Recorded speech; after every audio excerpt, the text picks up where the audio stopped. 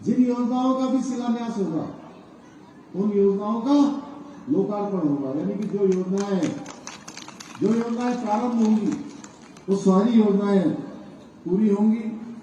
भाइयों बहनों, विकसित उत्तराखंड निर्माण का जो स्वप्न हमने देखा है, जो संकल्प हमने लिया है, उसको लेकर हम एक विजन के साथ निरंतरता से आगे बढ़ रहे हैं। हमारी नीति और नियत दोनों स्पष्ट हैं। इसलिए आज उत्तराखंड में पहले से कहीं अधिक नौकरी के अवसर मिल रहे हैं। भाइयों बहनों, हमारे द्वारा निष्पक्षता से लगातार भर्ती परीक्षाओं को सकुशल संपन्न किया जाने हेतु समुचित प्रयास किया जा रहा है। परंतु विपक्ष के द्वारा जिनकी जमीन गायब हो गई है, जिनके पैरों के नीचे जमीन नहीं है भाइयों बहनों, उनके द्वारा प्रदेश के भोले भाले छात्र भाइयों को, प्रतिभागी परीक्षाओं में भाग लेने वाले भाई बहनों को लगातार बरगलाकर उन्हें सरकार के विरोध में खड़ा करने का काम किया जा रहा है। मैं विपक्ष के लोगों को आज आप सबकी उपस्थिति में इतने हजारों के जनसमूह के बीच से कहना चाहता हूं कि आप हमारे प्रदेश का युवा भटकने वाला नहीं है। उसे सही और गलत दोनों का फर्क सही तरीके से पता लग गया है कि कौन उनके हित में काम कर रहा है और कौन केवल बरगलाने का काम कर रहा है।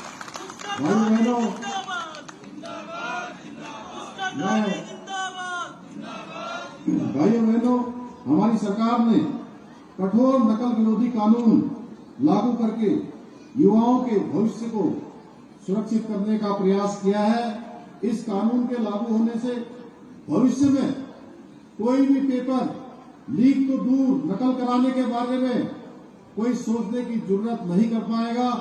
और यदि फिर भी किसी ने ऐसा किया तो उसके खिलाफ भारतवर्ष का सबसे कठोर कानून अपनी कार्रवाई करेगा, जिसमें उम्र कैद की सजा तक का प्रावधान हमने किया है।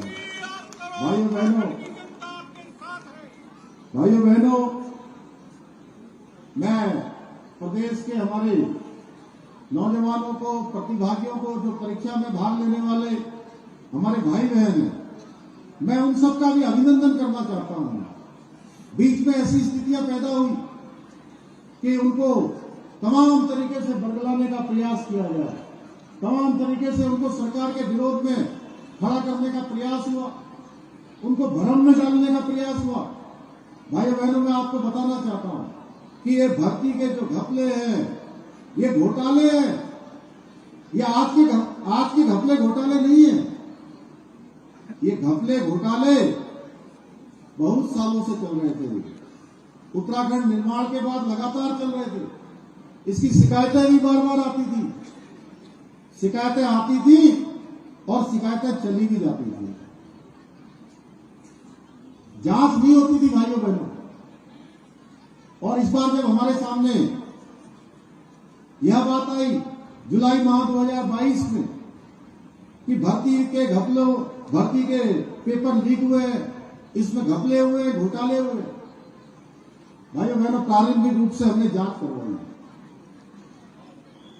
और जब जांच करवाई तो जांच में यह आने लगा कि इसमें बड़े पैमाने पर धांधली हुई है, बड़ी पैमाने पर इसमें नकल कराई गई है, क्वेश्चन बैंक लीक किया गया है और पेपर बनाने वाला भी इसमें इन्वॉल्व है, कुछ बड़े बड़े अधिकारी भी इसमें इन्वॉल्व है, आयोग के लोग भी इन्वॉल्व है, जिनको पहरेदारी का जिम्मा दिया गया था वह भी चोरी में शामिल है। तो भाइयों बहनों, हमने 1 मिनट की भी देरी नहीं करी।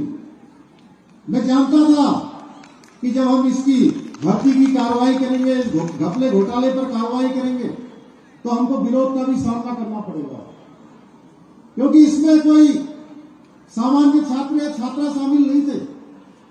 इसमें बड़े बड़े माफिया गिरोह काम कर रहे थे, उनके सिंडिकेट चल रहे थे।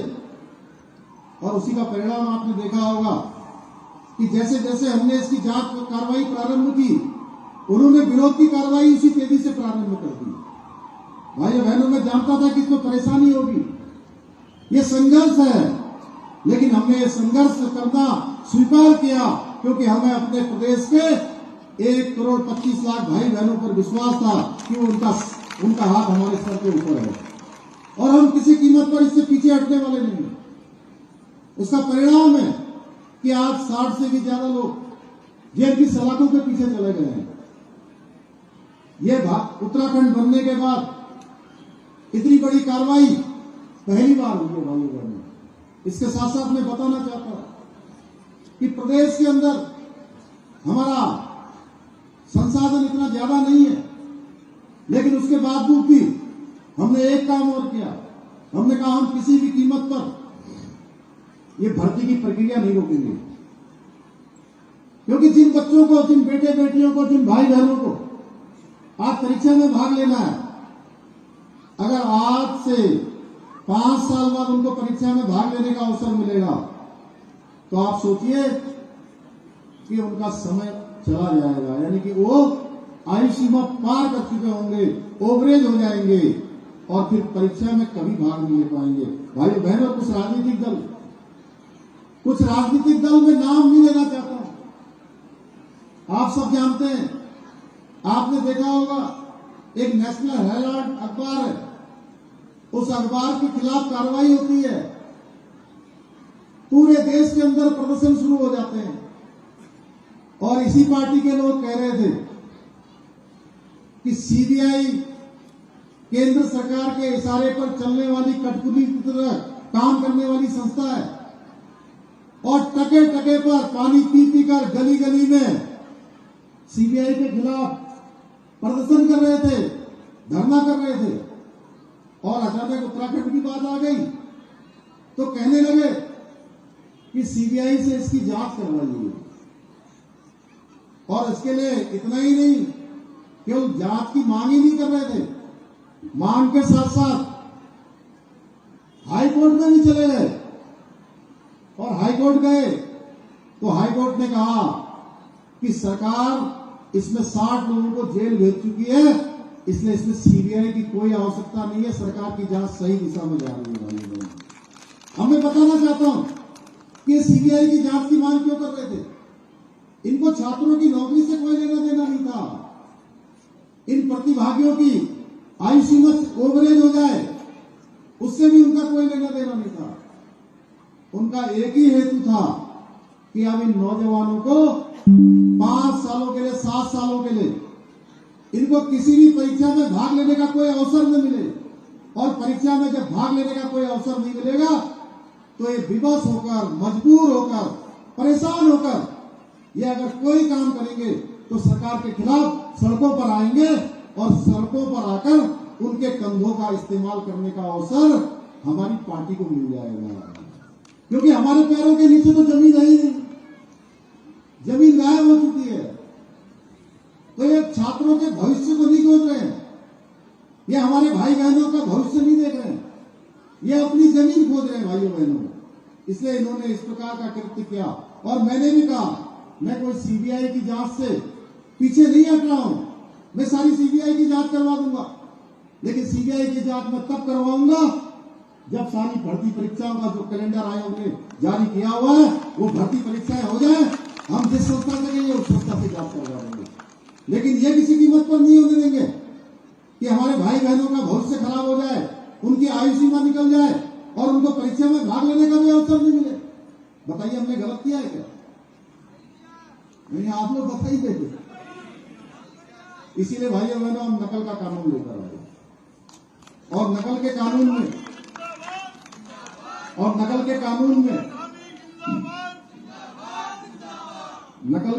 में अब कोई नकल करता हुआ पकड़ा जाएगा, 3 साल तक पहले उसको किसी परीक्षा में भाग लेने का अवसर नहीं होगा।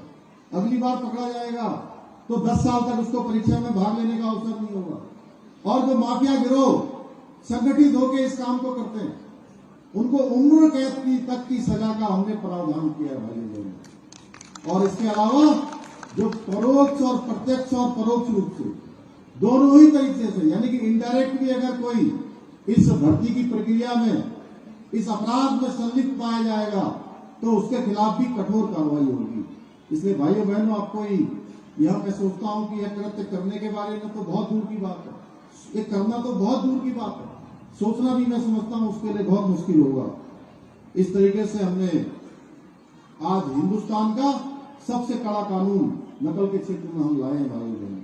इसके पीछे केवल एक ही मकसद है कि हमारे जो छात्र हैं, छात्राएं हैं, हमारे भाई बहन, उनके मन में संदेह न रहे किसी प्रकार का कि उनकी मेहनत पर कोई डाका डालने वाला है, उनकी मेहनत को कोई लूटने वाला है, कोई खराब करने वाला है। क्योंकि भाइयों बहनों, मैं एक बात अच्छी तरह से जानता हूं कि अगर एक गरीब माता पिता के बेटे के पास, बेटी के पास कोई पूंजी होती है, कोई रास्ता होता आगे बढ़ने का, अपने जीवन में ऊपर जाने का, अपनी गरीबी से निकलने का, तो केवल और केवल शिक्षा है जो उसकी पढ़ाई से, लिखाई से, उसकी शिक्षा से उसको प्राप्त होता है। इसलिए हम इसको किसी कीमत पर हमने तय किया है कि उनके जीवन में उनकी पूंजी को नष्ट नहीं होने देंगे। भाइयों बहनों, आज आदरणीय मोदी जी के नेतृत्व में राज्य में जो अभूतपूर्व विकास किया है, मुझे पूरा विश्वास है कि हमारे विकास की ये यात्रा निरंतर आगे जारी रहेगी। आज प्रदेश में चाहे इंफ्रास्ट्रक्चर हो, पर्यावरण सुरक्षा हो एवं आधुनिक विकास के साथ साथ सांस्कृतिक विकास के लिए भी विशेष अभियानों को चलाया जा रहा है। राज्य में रोजगार के नए अवसर पैदा करने के लिए, राज्य में पलायन को रोकने के लिए, राज्य में पर्यटन को बढ़ावा देने के लिए और राज्य की आधारभूत व्यवस्थाओं को दुरुस्त करने के लिए हम नीतिगत योजनाओं का एक खाका तैयार कर रहे हैं, एक रोड मैप बना रहे हैं। सारे विभागों से हमने कहा है